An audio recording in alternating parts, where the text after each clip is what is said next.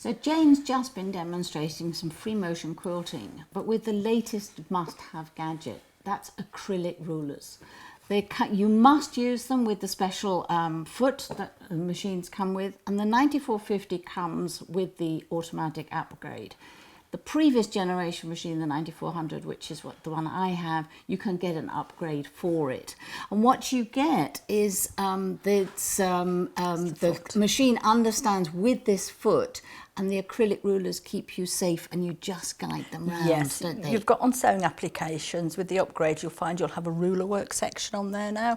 So you can just click into that, pop the foot on, and the foot means that you're a constant quarter of an inch away from the edge of the template. They're very user-friendly, but it is a learned skill, isn't it? It certainly is. So this is the pattern that you've been working on, and I think it's absolutely perfect for sashing or for borders, in fact. And it's just part of this kit that Janome have designed and put together. It is what it says. It's a 6-piece set with different designs.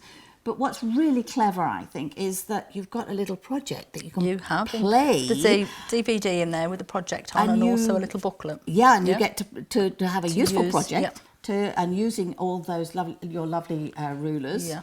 These are some of them. And this is more kind of block work, which I think most of us would expect to probably do. Yes, it is. As a start. So with the project, there's little pockets inside to keep all the rulers in. Great. For you, so you don't lose them. And also with the marking square here, that's what that is. I don't know if we can see, it's marked out in inches, so I know that's a 5-inch block. Okay. So when I was marking out, I just got my vanishing pen, put a dot in the middle, and these are placement lines for you. So you've got you can do the 4 north, south, east, and west on points this. Of the compass. And the one below, I did all the extra points in as well. And then you've got this. And then I used the spin effects on there as well as a little oval, just for something a little bit different. What I do tend to do underneath there, you'll find some papers somewhere. There we go.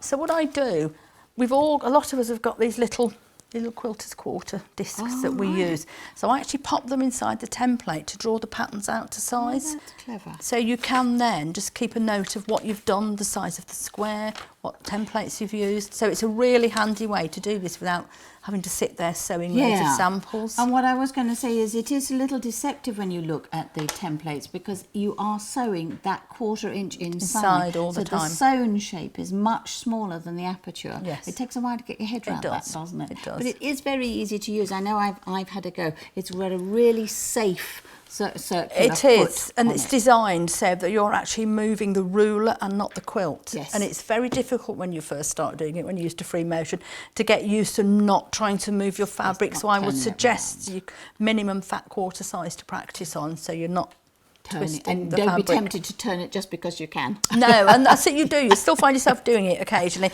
but it's designed to make your life easy with a big quilt, so you're going in one direction with it. It's actually very clever, and going back on yourself is really good. We've got separate this slippy slidey. Yes, I use that all the time. That doesn't come with the machine, and also I wear quilting gloves. I borrowed some first to see if they made a massive difference, and they did. So because you one presses down. Yeah, so, and it's and this one, if it gets a bit not too sticky under, just run it under the warm tap. Yeah, I find both those gadgets. Yeah. But it is a learned skill. It is very much a learned skill. If you're a free motion quilter, I found it quite difficult at first to slow down. Yeah. You have to keep a much slower, constant speed. Okay. And again, you're moving. You're holding this and you're moving everything. So you need to just get that flow going, really. It's practice. I always have 10-15 minute warm up first, just to before you get to your project. To get going, yes. Well, and again, if we look at the little rulers, they've all got marks on them, so you can line everything up really well. Can you see? Yes. I've got the line on the centre here. Yes, and I've got it's on here. So yes, it would so you would line those up with your drawn lines, and it just gives you really good placement. And then when you're finished, you can just iron them or air erasable, and they will disappear for you. So I have had a great time practicing. There really is no substitute for that. You just need to practice. Enjoy.